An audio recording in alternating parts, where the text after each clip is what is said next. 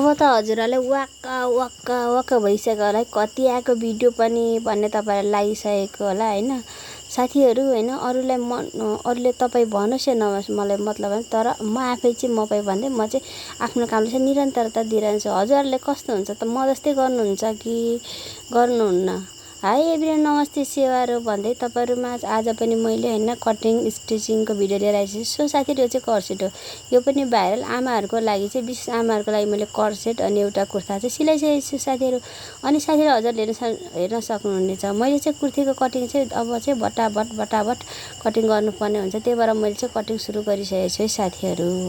अब यसलाई चाहिँ मैले चटचट पारेर सिलाउनु पर्ने हुन्छ।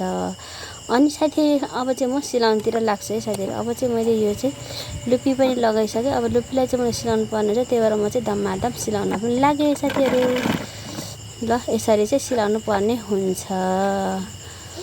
अनि साथीहरु, मैले यो जामाको लागि चाहिँ मैले चोली रेडी गरिसकेँ भन्दै फाइनली सो गाइस, मैले चाहिँ जामा पनि आज रेडी गरिसकेँ। अरु त मैले भिडियो लगाइसकेको थिएँ, जामाको चाहिँ विशेष आज नयाँ डिजाइन भएको हुनाले तपाईहरुमा फेरि पनि देखाउँदै छु साथीहरु। तपाईहरुले कस्तो लाग्यो हेर्न सक्नुहुनेछ। यो चाहिँ अहिले चलेको पेन्टमा लाउने जामा, कर्सेट जामा पनि हो साथीहरु। अगाडि तुना होला, हजुरले हेर्न सक्नुहुन्छ। यसलाई चाहिँ तुना भनेर कस्न नि सक्नुहुन्छ साथीहरु।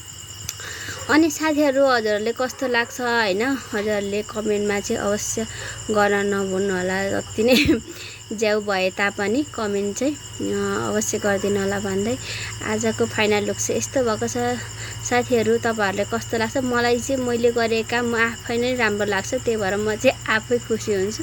तपाईहरुले कस्तो हुन्छ तपाईहरुले पनि अवश्य भन्न सक्नुहुन्छ। तपाईहरुको सुझाव सल्लाहले नै मलाई फेरि नयाँ काम गर्ने हौसला मिल्छ भन्दै साथीहरु, तपाईहरु माथि भिडियो मैले लिएर आएको छु, हजुरले हेर्न सक्नुहुन्छ भन्दै ल साथीहरु, सबैलाई मिठो माया भन्दै बाइ बाइ।